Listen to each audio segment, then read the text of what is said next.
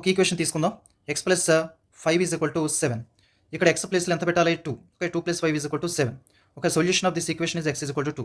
ఈ 2 అనేది ఈ బ్యాగ్లో ఉందా లేదా? ఉంది. Okay, these are natural numbers. Already discuss చేసుకున్నాం. 1 నుంచి స్టార్ట్ అవుతాయి ఇవి అన్నీ కూడా పాజిటివ్ నెంబర్స్. బట్ ఇక్కడ ఇంకొక equation X plus 5 is equal to 5. A number మనం సబ్స్టిట్యూషన్ చేస్తే ఎక్స్ బదులు 5 వస్తుంది? 0. 0 ప్లస్ 5 5. సో ఎక్స్ వాల్యూ ఎంత? 0. Solution of this equation 0. But ఈ 0 న్యాచురల్ నెంబర్స్లో ఉందా? లేదు. సో మనం ఈ 0ని యాడ్ చేస్తే ఒక కొత్త సెట్ ఆఫ్ నెంబర్స్ ఏర్పడతాయి. వాటిని హోల్ నెంబర్స్ అని పిలుస్తాం డబ్ల్యూతో. నెక్స్ట్ ఇంకొక ఈక్వేషన్లో x plus 5 is equal to 0 అవ్వాలి. ఎక్స్ బదులు ఏది మనం సబ్స్టిట్యూట్ చేయాలి? -5. -5 ప్లస్ 5 0. అంటే ఎక్స్ వాల్యూ ఎంత? -5. ఎక్స్ ఈజ్ ఈక్వల్ టు -5 అనేది నెగిటివ్ వాల్యూ. బట్ ఈ హోల్ నెంబర్స్లో ఈ నెగిటివ్ నెంబర్స్ ఉన్నాయంటే లేవు. సో నెగిటివ్ నెంబర్స్ని మనం ఈ హోల్ నెంబర్స్ బ్యాక్ యాడ్ చేస్తే ఒక కొత్త బ్యాగ్ వస్తుంది. దీంట్లో 0 ఉంటుంది, పాజిటివ్ నెంబర్స్ ఉంటుంది, నెగిటివ్ నెంబర్స్ కూడా ఉంటాయి. వీటిని మనం ఇంటీజర్స్ అని పిలుచుకున్నాం. ఇప్పుడు 2x ఈజ్ ఈక్వల్ టు 3 ఈ ఈక్వేషన్ సాల్వ్ చేయాలి. సో ఎక్స్ బదులు ఏ వాల్యూని వేస్తే మనం 3 వస్తుంది? నేను 3/2 వేస్తున్నాను.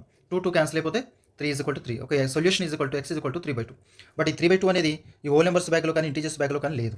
బట్ ఈ ఫ్రాక్షన్స్ అనేవి లేవు కాబట్టి ఈ ఫ్రాక్షన్స్ని కూడా ఈ బ్యాగ్లోకి ఇంటీజర్స్ బ్యాగ్లోకి యాడ్ చేస్తే మనకు ఒక కొత్త బ్యాగ్ వస్తుంది.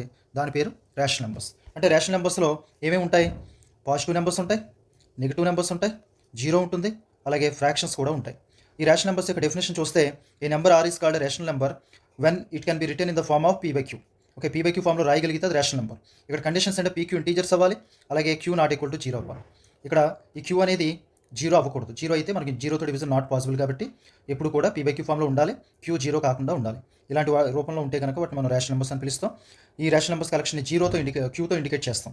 అసలు రేషనల్ నెంబర్స్లో రేషనల్ అనే పదం ఎక్కడి నుంచి వచ్చిందంటే రేషనల్ అంటే రేషియో అనే వర్డ్ నుంచి వచ్చింది. ఎందుకంటే p/q అనేది p/q రేషియో కాబట్టి రేషియో అంటాం. అలాగే q comes from the word quotient. మనం రేషనల్ నెంబర్స్ని qతో ఇండికేట్ చేస్తాం.